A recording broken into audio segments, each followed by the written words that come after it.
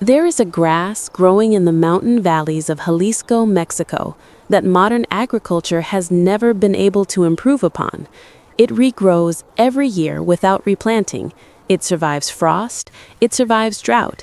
It pushes through degraded, eroded soil that commercial corn abandoned decades ago. It requires no synthetic fertilizer, no engineered seed, no infrastructure of any kind. It is the ancestor of corn, the original, the plant that 8,000 years of selective breeding started with, and then, in the logic of industrial agriculture, made obsolete. It is called teosinte, and the perennial variety, Zea diploperennis, is one of the most quietly consequential plants still alive on Earth. Almost nobody is growing it. Almost nobody is talking about it. The system that depends on annual corn, on seeds sold each season, on fields replanted each year, on the entire infrastructure of purchase and dependency that modern grain agriculture requires, has very little interest in a grass that comes back on its own. What cannot be resold cannot be owned, and what cannot be owned has a way of disappearing from the map. Ancient food files. This channel keeps the records that other channels do not because the information is secret, but because the accumulation of institutional forgetting, of research quietly shelved, of traditional knowledge left unpublished, of plants allowed to vanish from farming practice without ceremony, has created a silence that most people mistake for absence. The knowledge is still there. It is simply buried under the noise of what the modern food system decided was worth keeping. If you have arrived here, you already sense that something essential is missing from the story you have been told about food. Subscribe not for the content, but because some things deserve a witness, because the archive should not close. Now, step back, far back. The Sierra de Menetlan is a biosphere reserve in the western Mexican state of Jalisco. It is a landscape of steep limestone ridges and cloud forest valleys, of rivers that run cold even in summer, of elevations that shift from subtropical to temperate within a single hour's walk. It is not farmland by any modern definition. It is the kind of terrain that industrial agriculture passed over, too rugged, too remote, too difficult to flatten and irrigate and run machinery across. And it is precisely here, in this terrain that the machines could not reach, that Zea diploperennis survived.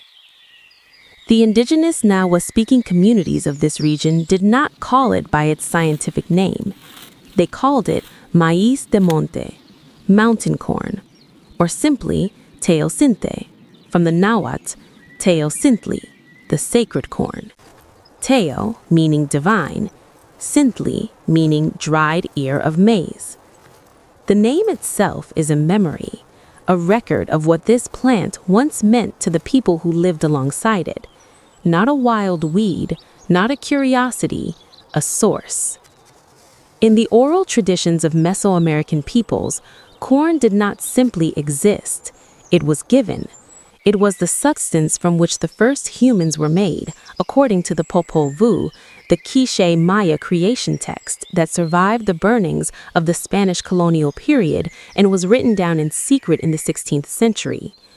Corn was not food, it was origin.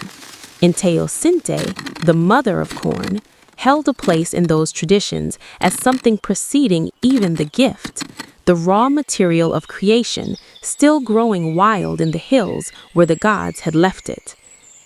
These are not metaphors dressed as mythology.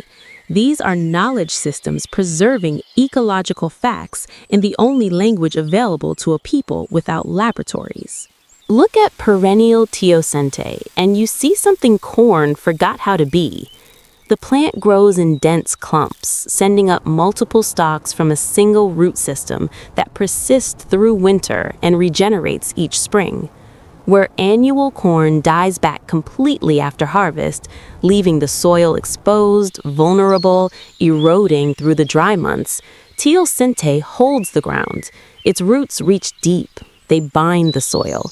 They maintain the microbial networks that make the earth productive across seasons and years.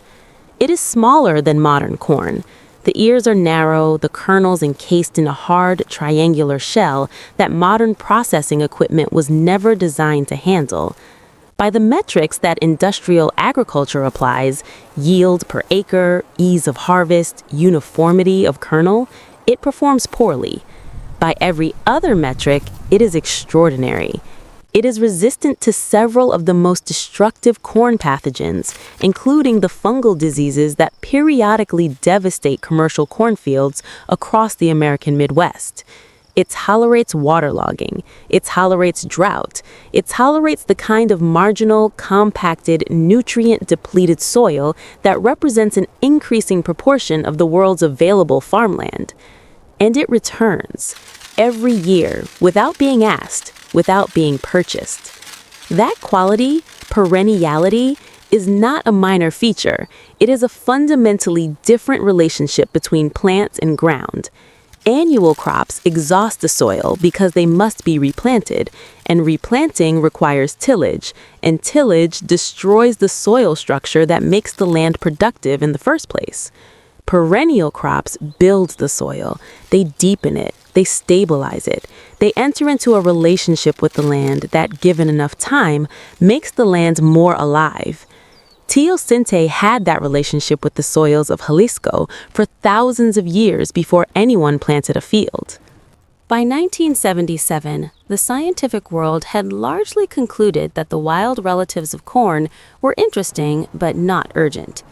Then, in the winter of 1977, a graduate student named Rafael Guzman was conducting a botanical survey in the Sierra de Manatlan when he encountered a grass he did not immediately recognize. The stalks were wrong for annual teosinte. The root structure was wrong. It was growing in a dense perennial clump on a steep limestone hillside at an elevation of 1,700 meters, higher than any teosinte had previously been documented, in conditions that should have excluded it. He collected samples. He sent them to Hugh Iltis at the University of Wisconsin. Iltis recognized immediately what he was looking at.